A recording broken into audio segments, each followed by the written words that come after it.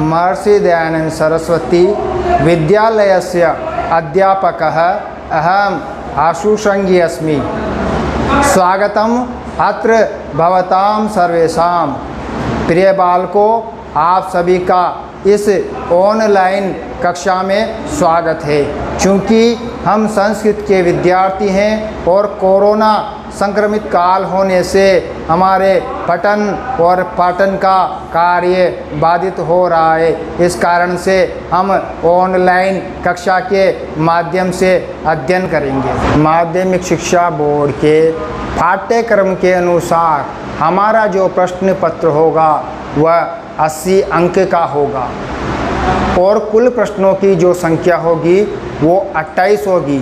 कौन सा प्रश्न कितने अंक का होगा, पाठ्यक्रम के कौन से प्रश्न आएंगे, व्याकरण के कौन से प्रश्न होंगे, इन सभी के विषय में हम श्वेत पट पर चर्चा करेंगे। हम देखेंगे कि पहले से लेके 28वें क्रम में कौन से प्रश्न आ रहे हैं और कौन से अंक के आ रहे हैं। हम श्वेत पट पर लिखे हुए प्रश्नों तथा उनके अंक भार के संदर्भ में चर्चा करते हैं। तो इस क्रम में जो पहला प्रश्न होगा वो आपके पाठ्य पुस्तक के गद्यांश का हिंदी भाषा में अनुवाद पर आधारित होगा और ये प्रश्न आपके 5 अंक का होगा। और जो दूसरा प्रश्न होगा वो पाठ्य पुस्तक के पद्यांश का हिंदी भाषा में अनुवाद कार्य होगा और वो 5 अंक का होगा। और जो तीसरा प्रश्न है वो पाठ्य पुस्तक के पद्य का संस्कृत भाषा में व्याख्या का कार्य होगा, वो 4 अंक का होगा। और जो आपका चौथा प्रश्न है वो पठित नाट्यांश की संस्कृत में व्याख्या का कार्य होगा, वो 3 अंक का होगा। और जो 5वां जो आपका प्रश्न है वो संस्कृत भाषा में पढ़े हुए प्रश्नों के उत्तर देना, यानी हमको 8 प्रश्नों में से कोई 6 प्रश्नों को हल करना है जिसका अंक भार 3 होगा। और उसके बाद 6 से 9 तक जो प्रश्न होंगे वो रेखांकित पदों के आधार पे प्रश्नों के निर्माण के होंगे जिनका अंक भार 3 होगा। और इसके पश्चात 10वें नंबर का जो प्रश्न होगा उसमें हमें अपनी पाठ्य पुस्तक के कोई 2 श्लोक लिखने हैं जो प्रश्न पत्र में न आए हों, वो 3 अंक के होंगे।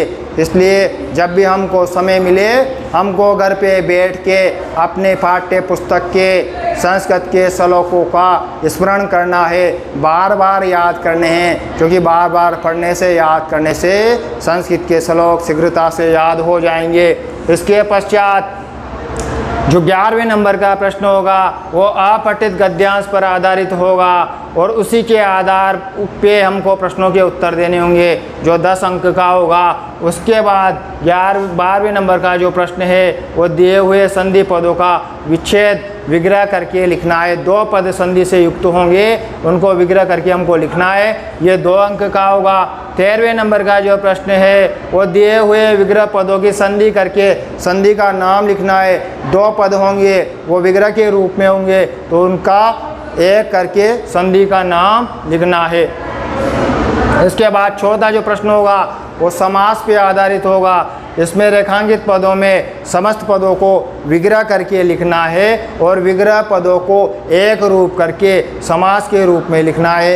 यह 3 अंक पे आधारित होगा। इसके बाद 15 नंबर का जो प्रश्न होगा वो विभक्ति और उसके कारण पे आधारित होगा। तो रेखांकित जो पद दिए गए हैं उनकी विभक्ति और उसका कारण हमको लिखना है। इसका अंक भार 3 होगा।